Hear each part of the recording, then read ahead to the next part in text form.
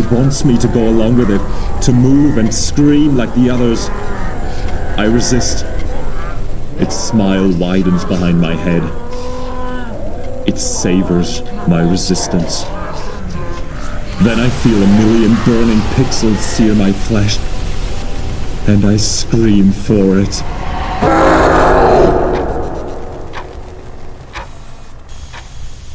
Imagine you get on TF2, as you do, you spawn into a dead server, the objective is stuck seconds away from ending the game, but the players are nowhere to be found. Bored, you try to leave the game, but you can't before hearing this. You'll probably think, okay, let me just Alt F4. You can't. Let me shut off the PC.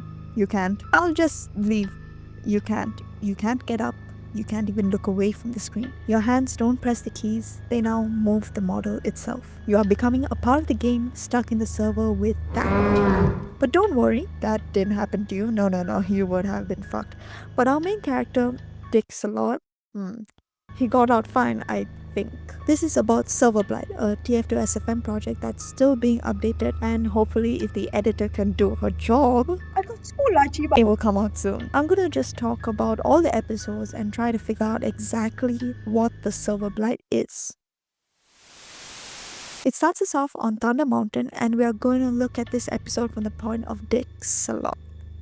I gotta get used to saying that. He spawns in as a sniper who, according to his stats, he plays the least at 85 hours. Manning demo and medic mostly. This is an average public server, Githisuit being the most normal TF2 interaction I've seen in my life. Take note of how Dixalot's sniper moves.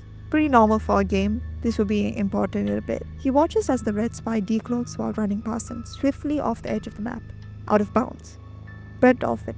Once again, the usernames do come in handy later. Another enemy goes past, a red scout, seeming to do the same as a spy. A fast learner, I guess. Did you see what I did? Anyway, here the music starts to distort. As the scout looks at Sniper with fear in his eyes, nodding as if he wanted to get headshot. The pain in his face, uncanny, not normal for a character model in the game. Dick, I guess, continues forth through the map, coming upon a killed heavy that hadn't despawned yet. Once Dick realizes that it's a dead server, he tries to disconnect, but he can't. Looking back down, the heavy has disappeared. Out in the distance, the cart sits idle, just seconds away from the objective. Dick then finds a red NG. His mouth moves along with what's being typed, KYS. It's Githisuit, and he's being reviewing me right now. Take note of how the character models for Sniper and NG look right now. NG is physically saying out the full enunciation of KYS. It's something that no game model could do just based on the letters itself. Sniper is actually scared, something that's also not possible in the game. NG can walk like a human, taking relaxed steps, being able to move his hand and grab Sniper's machete. Then he runs. Behind stands the heavy from before, but impossible, but distorted, pulled from its lungs. Dixalot runs, his model's hand still grasped around a knife that's not there anymore. Engineer is found dead on the floor, with blood surrounding him. That's not possible. He's left his final words before using the knife. It is right behind him, its multiple extremities pushing it forward towards Sniper, while the overlap of distorted voice lines call out for help. He jumps, the death message appearing to confirm he had escaped the thing before being kicked. Client disconnect. Immediately after what happened, a new player seems to have connected. Johnny, another NG, with a Gibbous. Githisuit, the previous engineer that Dixalot encountered, is spamming the chat with the same line, "I'm having so much fun." Who the hell uses correct apostrophes in the lobbies here? Johnny explores the Ida server to find Githisuit on the stairs, mindlessly banging his head. Here you can also see something red at the bottom of the screen. Originally I thought it was just the rest of the engineer model, as it's, also red, but it doesn't make physical sense. Before Johnny realizes, the thing appears. Probably the one that was controlling Gilly like a puppet. As he runs up the stairs, Gilly on the floor looks up in a sort of warning, hands outstretched. But it's too late. It gets Johnny and screams out a thank you before the entity disconnects along with the various players that it must have taken. Among them is Githisuit and Directions, the only people we see that didn't jump off the map. On Snowplow or Snow Coast, we follow Hector and Dick's a lot playing a normal game in a community server. Dick is a soldier in this episode, leading us to believe that this was before the events of the empty server. Hector teaches Dick how to kill bind. Dick, or Aaron? as we heard from Hector, refuses to go to a casual server. Then a bunch of people connect, and Aaron feels fear once he recognizes a name. Shit, I would feel fear too if a bunch of people connected at once. We all remember the bot crisis. The entity just joined the server, and Aaron's soldier is already showing signs of becoming more human, eyes shaking. The same thing that he experienced in the previous server starts to happen. They can't disconnect, and now we also know that kill binds don't Why work. can't I leave? I can't. What the fuck? They decide it's not that big of a deal and that they can finish the game. With the help of a friendly heavy, Scuba I shall dub thee, who gives out an encouraging message. We go together. As they push the objective, a scout runs past and Hector is interested. Editing Rice here. So basically when I was editing, I realized that in this shot right here, you can see like that like blue smoke energy thing that comes from the cart to you when you're like pushing the cart. They don't have it. Hector and Aaron doesn't have it. Why? Who knows? Mainly because the entity. The second thing is I feel like the cart was moving by itself Here. a lot, like quite a lot, like both of them are Yeah. standing there. and Let's just keep moving going. off. Where is it going? Who the fuck knows? Anyway, yeah, that's basically it. Bye bye. Aaron Dixelrod calls Hector Matt, must be his real name. Matt runs after Scout for a melee kill and look at this kill feed. Can you see the problem here? There's something wrong, really wrong. Matt stands there stationary. When prompted by Aaron, he responds, What? Yeah. seemingly fine before the distant sound of a shotgun. Neither of them seem to notice the Scout has 6 fingers. They move forward, capturing another point. More shots and Matt goes to check on it. Aaron gets a glimpse of the Scout scuttering past towards the final point. His movements get more human. Matt comes back and they push forward together. They find the heavy, Scuba, standing there menacingly. We go together, he says as he drops his shotgun. We go together, he now echoes. A hand retracts into the heavy's mouth and the chat shows him as dead. His body starts to chase after them. They kick it, just in time. They both stand there shocked. Iron Tide thought a plan to quickly try and escape the safety. Jump into the out of bounds as he has done before. Matt is stone-faced. Yeah. They continue, dodging a demo that seems to be trying to trick them, and they stumble upon an NG. Its legs stretched far under the red doors into their spawn. It shivers and looks awfully like Johnny, the gibbous NG. It successfully lures them in, and the chase starts. The entities chase after the pair, temporarily stopped by a rocket. While catching his breath, Aaron Dixelrod explains what they had just saw. It's learning. Hector's confused. What? It pretends to be a player, repeats voice lines it heard. What? Hector echoes. Stood there without saying a thing. Hector's voice chat icon stays on. It looks up and realizes its mistake. Aaron runs as fast as possible into the pit of snookers and disconnects with an apology.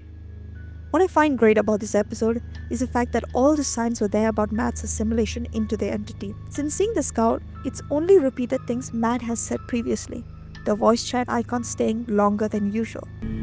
What? Yeah. What the fuck? Okay. Aaron? Yo, Heavy! Yeah. Let's keep going. It also tries to melee the demo because that's what Matt did with Scout. We can hear Matt also choking on something, somehow connected to what the medic is also experiencing in-game.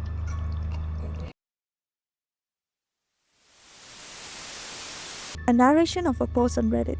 It tells us that the people taken by the Serverblight are alive, awake but trapped. It's almost like that thing at the end of Inside the game, not Bobonola. An amalgamation of all the players it had taken. It savors my resistance. This thing enjoys keeping its victims conscious, keeping them alive, able to feel everything. It enjoys their pain.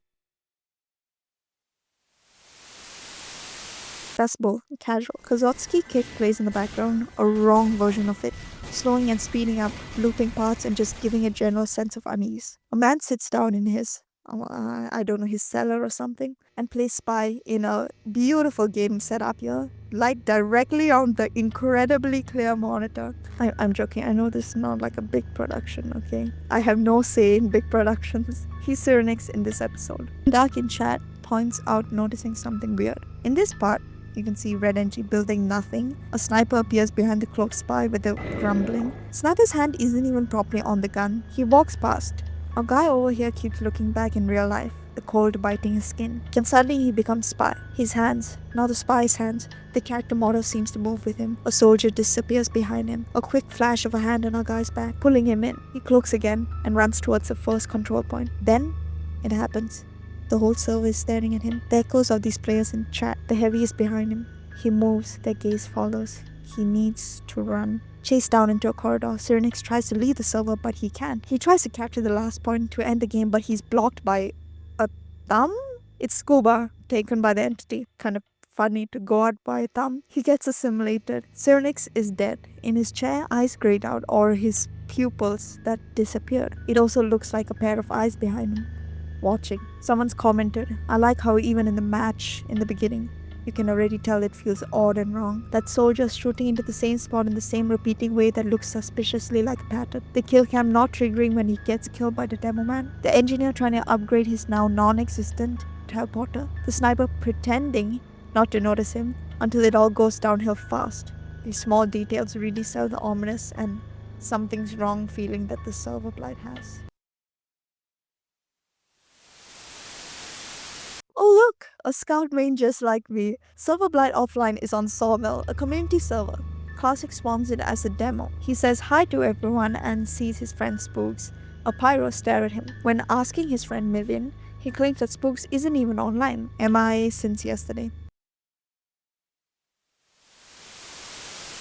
Same server, Bread Dolphin joins. A spy. Normal gameplay before everything happens. Spy Bread Dolphin briefly meets a scout. Sailorman. This will become important later. Bread Dolphin and Sailorman. He also gets to meet Classic. Some conversation and a mention of a guy messaging him who he had accepted the friend request of. Suddenly, from above, a mangled arm. It snatches Classic. All hell breaks loose and Spy tries to run, cornered by a simulated scout. Just then, Dixalot joins. Read your messages. He was trying to warn him. And also the fucking aura that he has here, holy shit. Dixalot says, remember Thunder Mountain. Oh god, he replies. And we can now connect that he was the same spy that jumped off the map on Thunder Mountain. The first time Dixalot and us, the viewers, encountered the Serverblight. Aaron explains to Brett that he needs him to trust him to get him out alive. While explaining how the entity pulls you in, speak of the devil, it appears out of nowhere, screaming the assistant's voice line from both Heavy and Spy overlapped in an unsettling way. It's Cyrenix, the spy main that was industable, another puppet for the Serverblight. Brett is confused by how fast Dick is typing and explains that he's using binds, the same way he learned from his friend Matt. The Serverblight also learned something, getting better at the help voice line. It seems to enjoy the suffering, purposely putting Classic the demo in front of the environment to kill on Sawmill. It sends a kill message over and over again, but he's stuck there, screaming. They juke it and get to Blue Spawn, where Brett tells him that his best friend was there on Thunder Mountain. Directions. The same one that Dixalot killed, eventually causing him to be taken by the entity. Here, Brett seems to almost say, "Are you sure?" before being cut off by footsteps above him. Brett flexes his spy skills and gets a bad stab. Well, no, more like a shot, like a back shot. Brett switches to soldier as Aaron tells him to get down to 40 HP and jump out of bounds, while retrying because Matt kills one of the blighted, giving them more time. Once disconnected, Brett and Dixalot talk in Steam. Aaron tries to get Brett to work with him to find their friends and help other people get out from the blight. Brett is scared, and as much as he misses his friend, declines as the thing has found him twice so far. He wants to be safe. We now see Aaron in real life. He's distraught, scared, has given up, and we've seen he's been trying to reach Matt for 10 minutes. Okay, I'm gonna chalk this up to being a filming problem, which apparently is because I did email them. But yeah, it'd be so funny if Thunder Mountain and Sawmill happened back to back. I don't see many people talk about this, but there's also a book on the table, Dark Imperium Godblight. A Warhammer book, shout out to this guy, because as much as I love randomly learning things, I do not want to read all the Warhammer lore. Here it said that it's sort of a disease made to destroy the souls of something. It doesn't get taken by something else, but it completely erases the soul from history. Made with very hard to get holy blood, and apparently it's sentient. Seems like something we know. It's able to adapt and grow as it destroys more and more. Able to just decimate anybody that comes in contact with it. Probably Dick's a lot Warhammer fan. Probably saw the book, read the thing, and thought, oh my god, seems like this thing, and just named it Serverblight. Anyway, at the very end of the video, we see Blue Scout run into spawn right before Brett comes out as soldier after the respawn to escape. Seems like hiding seems to be another way to escape and stay alive. Maybe just hide until it leaves. It probably doesn't know how to check the server list yet. This one starts with a match on Double Cross. A heavy grey matter explaining the basics of the game to his friend Nexos, the scout, with another friend soldier, God's God. Scout is apparently stupid because he only fucking plays Minecraft and he's surprised about taunts. He'll be stomping comp with you by next Tuesday. Who the fuck can do Scout in like a week, bro? Scout's skill curve is so high, I haven't even gotten good at it. And I've been playing for years.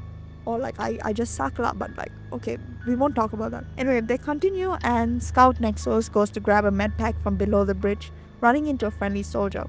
He taunts. The soldier taunts back. Exactly the same. Also later on, while they are going away, maybe I'm like hearing things, but I swear the water effect sound just keeps going after everyone stops moving. One thing also is that the server was so full and loud at the start of the episode, and right now there's no one in sight. They run into a blue soldier who looks scared. They kill him in retaliation easily. Standing right next to the intel, a blue spy waiting with the hi-fi taunt. Soldier, God's God, goes up to inspect him, while Scout Nexus goes to check out the intel. God's taunts back, but it doesn't register as the hi-fi taunt. Something is wrong. Nexus picks up the intel and nothing happens, till he sees the amalgamation of the mercs as the entity just sitting there. Sigismund Zero repeats a line from the start of the video. Oh god, this game is never gonna end. They get chased back to the bridge. The entity now knows that they can sense something's off. They try to leave but they can't, and it dawns on Nexus. I've seen this before. Then a rogue hand of a heavy comes up around God's leg. I just wanted you guys to be friends. Grey matter spawns back in. What the fuck is going on here? It's an echo. They already got him. It doesn't trick Nexus and it runs after him quickly. Scout just captures the intel and leaves. A new game is started. The entity ready for another trap. Proxy is similar to Puppet, an exposition/Reddit post episode. We have our narrator talking about his friend Mark, who he rooms with and met through Team Fortress 2. He talks about coming back from work late one night and Mark messaging him on Steam, asking to join. Our narrator had a busy day tomorrow, so he didn't, instead opting to just listen to his friend talk about a game he was in and promising to join later. You promise? He continues to ignore, focusing on his work as Mark continues commentating. Teammates are boring as fuck. WTF? There's a bunch of guys in Red's face. They aren't even fighting. We have a screenshot that Mark sends, playing Badwater Basin as a soldier who looks familiar.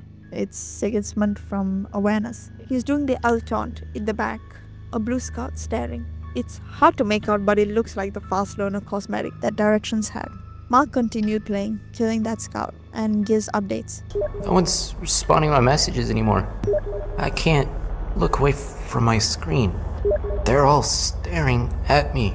This is exactly what happened to Spy. Mark stops messaging. Our narrator, who remembers lives with Mark, goes over to check up on him, thinking this could be a prank. Instead, he's met with Mark gasping and choking, spasming violently. He was just gagging quietly while his body convulsed. He was choking on his own blood at his desk, hands firmly planted on the WASD and mouth. Narrator tells us that Mark's eyes were clouded over like awful cataracts. I could have sworn when I touched his hands, there was a voice whispering behind me. And on screen wasn't TF2 or the Steam DMs, but a pair of eyes staring back, moving from Mark's limp body to him. He runs out, as any of us would, and calls for help. By the time he entered the room again, Mark's PC was dead. this means that Serverblight most likely destroys or turns off the PC any evidence that it could link to Team Fortress 2. At the hospital, according to his parents, he had fallen into a coma. Something about pre-existing conditions? According to Google, I don't know, maybe it's diabetes. This also type of cataracts can be formed from radiation, but it's not made by non-ionizing radiation that comes from, normal devices like your laptop or your phone, but it has to come from ionizing ones that comes from like really dangerous elements and so on. Maybe the Serverblight has somehow made these ionizing radiation things to cause the cataracts to appear, or they just stole his eyes. I don't know. He tries to move on, continue with work in college, and later on, we don't know how long, he jumped back onto TF2.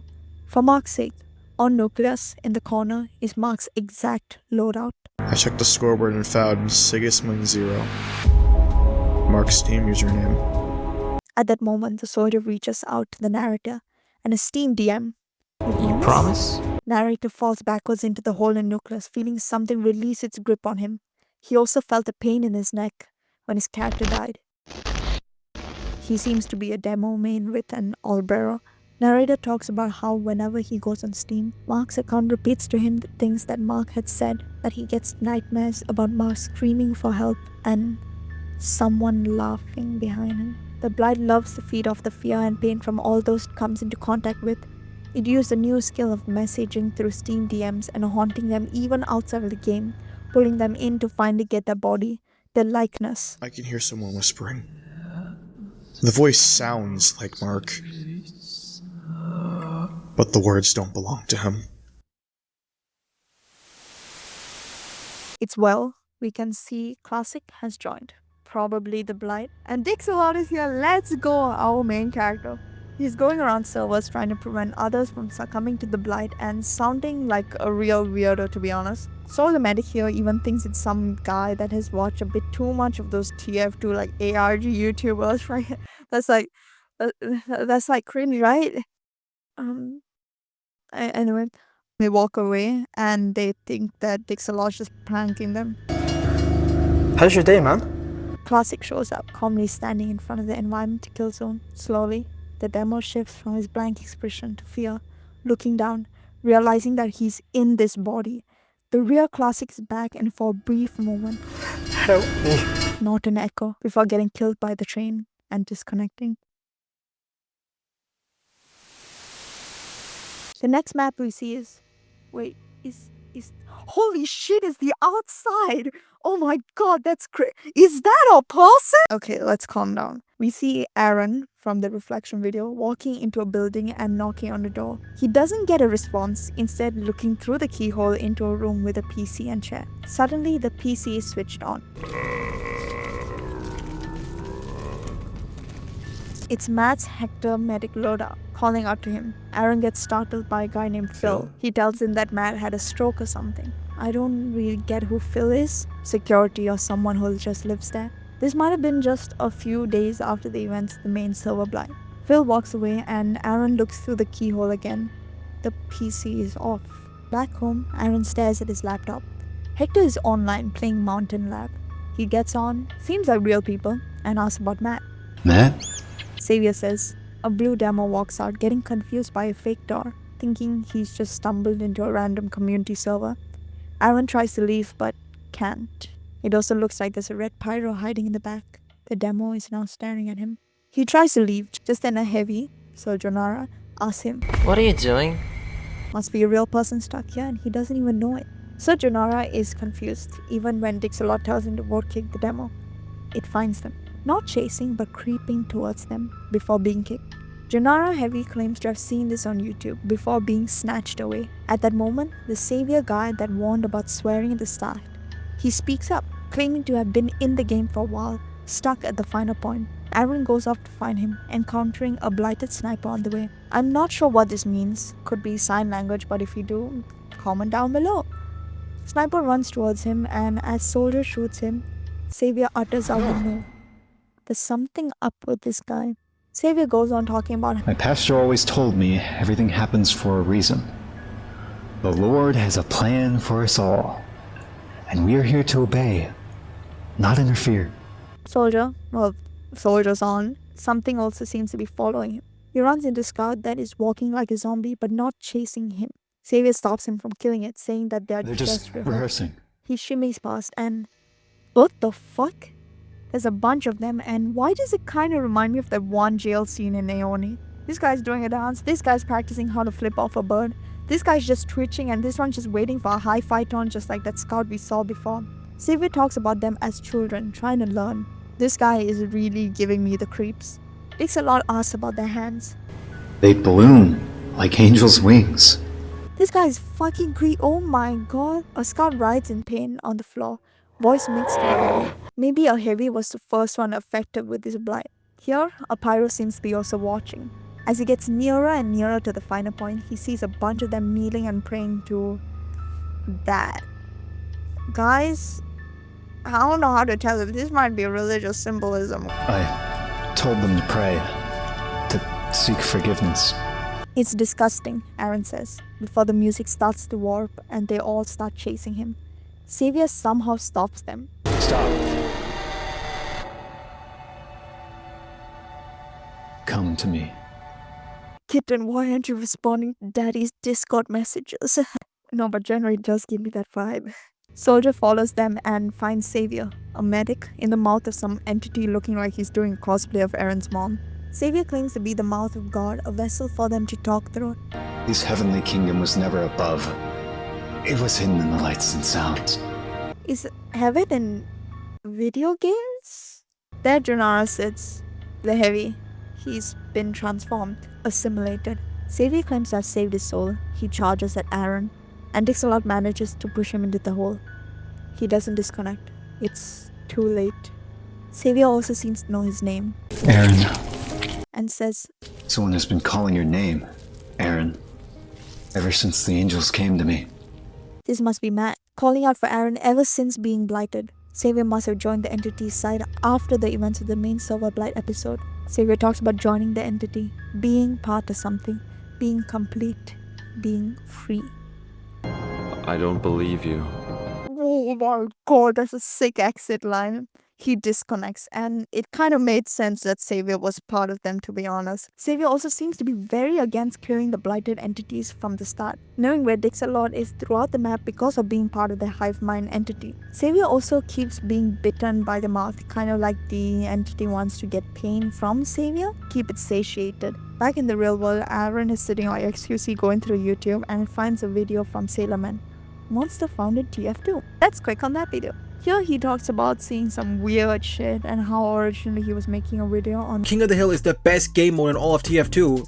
Oh my god, this might be the Scout himself. We found him. We see some random clips and then what happened in Sawmill before the entity, where him and Red Dolphin the spy kill-binded together. He shows clips where you can hear the entity scream, being lured into the area behind the waterfall directly below the entity. It almost gets him, but he escapes, as we can see at the end of Reflection. The lone blue Scout running into spawn. This is the story from the point of view of Xavier. He talks about his past when he was younger, asking, How can we know when the Lord is guiding us? How has nothing to do with it. what the hell does that mean? Who the fuck knows?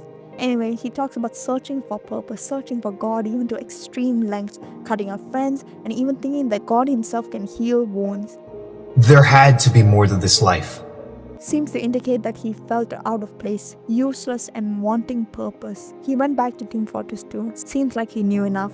Maybe dropped it during the cut everything out of his life phase, including his parents, by the way. I first knew the Heaven's Eye was on me when the pain in my arms started to fade. Firstly, this might be him talking about his broken arm when he was younger. The natural healing that he mistook as God healing him probably made his arm worse, considering that he just completely ignored the doctors. It could also be that his soul got pulled into the model of his TF2 character.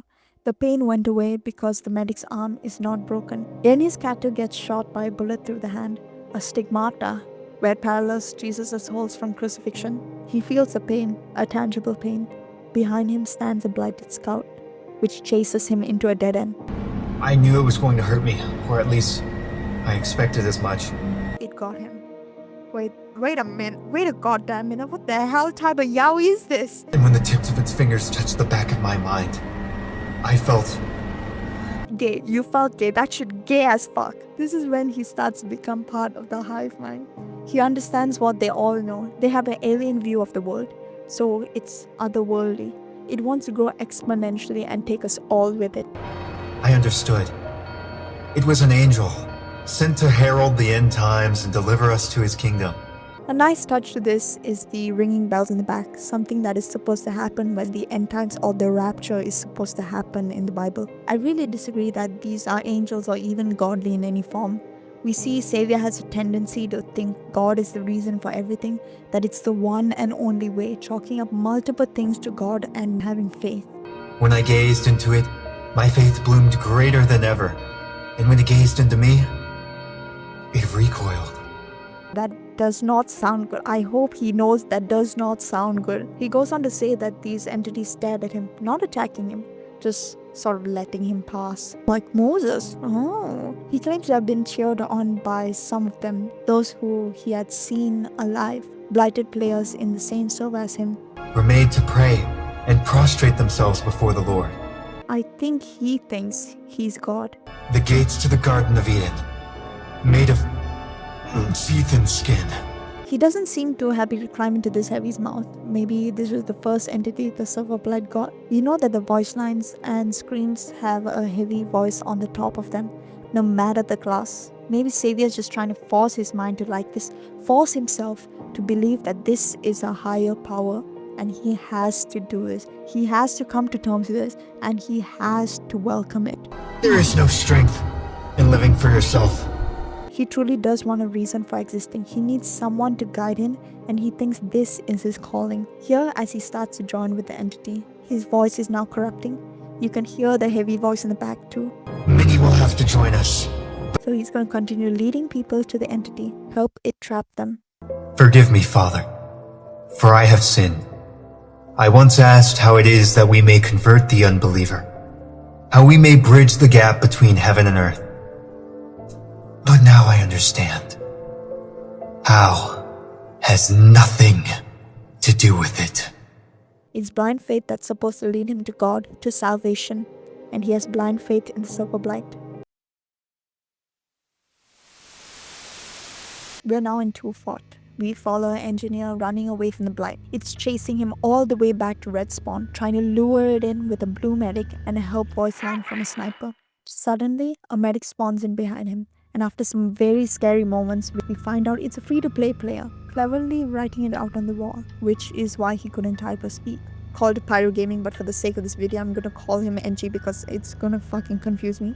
Stops medic from leaving, warning him there's something outside. They try to leave, but of course they can't. Something starts banging on the spawn shutters.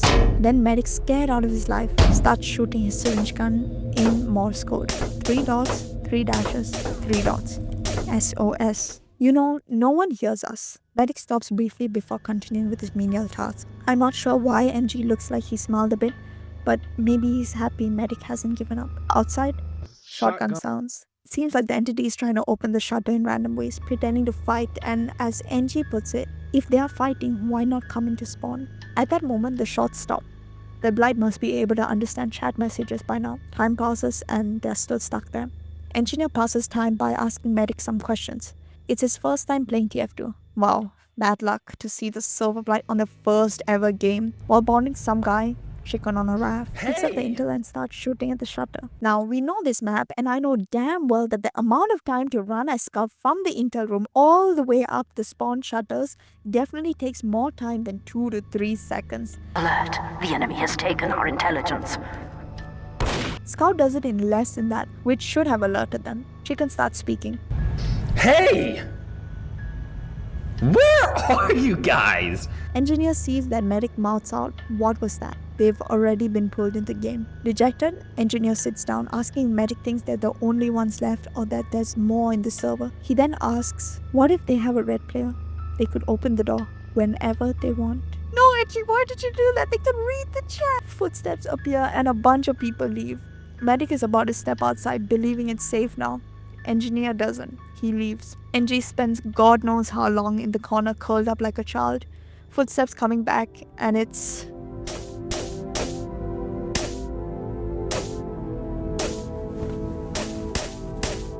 perfect. No misclicks, perfectly spaced, and no reloads. An echo. NG must have known something's wrong when everybody left. We saw a chicken in the server, but not on the list of disconnections. It was a trap. And now he's stuck here in spawn, forever, being taunted by an echo.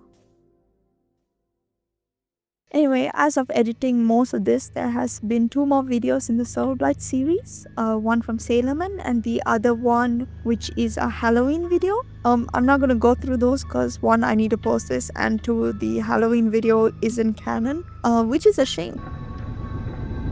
Anyway, according to the 2 idiot Germans, there should be a video soon, so hopefully it doesn't come out right as I finish this video. I need to post this soon. Anyway, now that we've gotten through the entire current episodes that I'm willing to do right now, we can try and piece together what exactly is this thing and how to stop this Serverblight, which I think is named that way because Aaron Dixalot is a Warhammer fan, is some sort of entity purely contained to the game or the servers or something with computer hardware. It jumps from server to server and it basically just tries to learn while trapping the entities. That's why every time someone is in the server, the entity doesn't immediately try to attack them. It pretends for a bit, see what works, what doesn't, and if it can sense the real players have caught on to it, then it attacks. The ways that you can escape so far seem to be very limited, and the game, fall off the map, or somehow get your ragdoll body out of bounds. What I see as the common denominator between all these ways is that the body of the player cannot be accessed. An example would be like Directions, who did get sniped before the blight got him, but still got assimilated.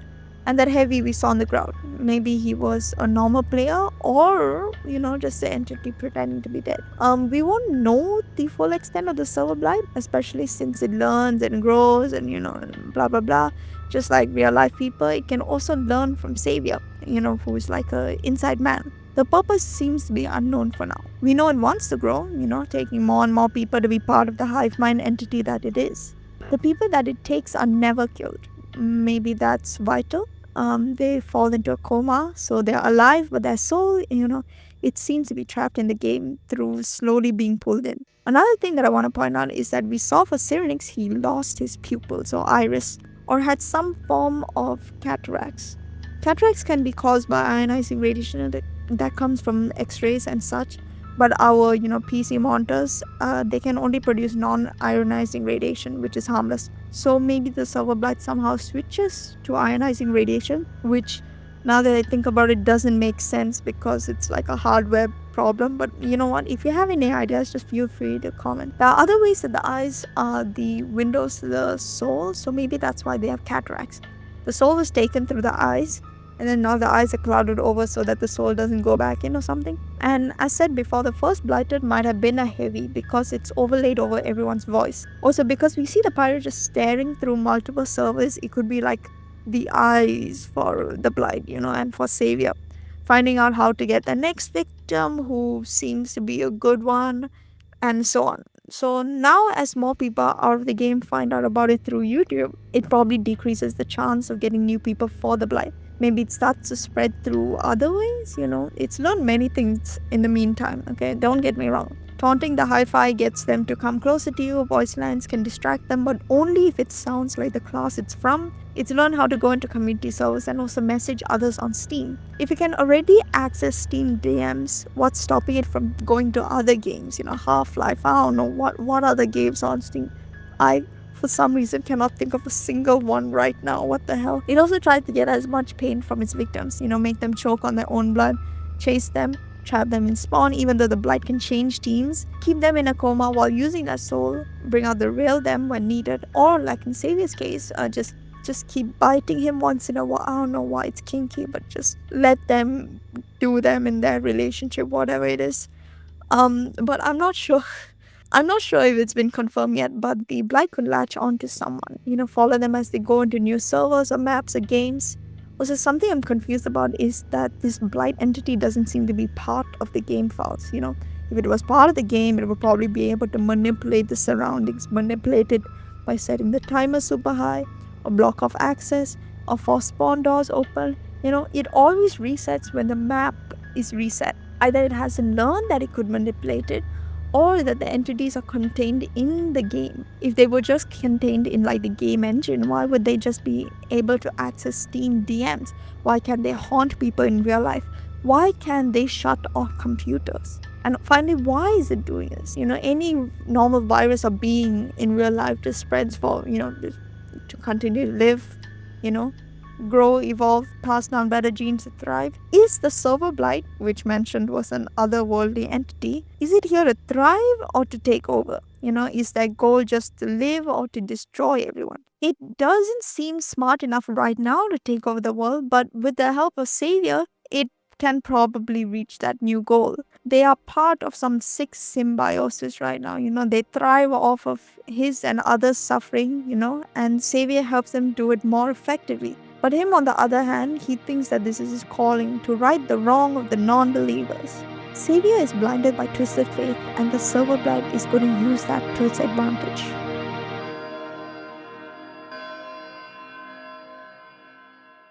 I don't know, it could be headphones for all I know. What the fuck does that mean? Cleverly, oh my god, fuck my stupid baka life.